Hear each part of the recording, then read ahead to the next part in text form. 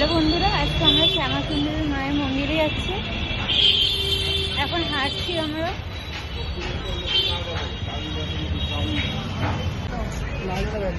Sealdah station থেকে প্রায় 8 ঘন্টার মতন হেঁটে, আমাদের তো 8 ঘন্টা লেগেছে।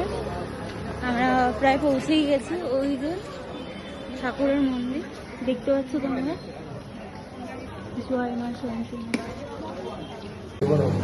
আমরা ডালা নিয়ে নিয়েছি, এবার মন্দিরে প্রবেশ করছি। দেখুন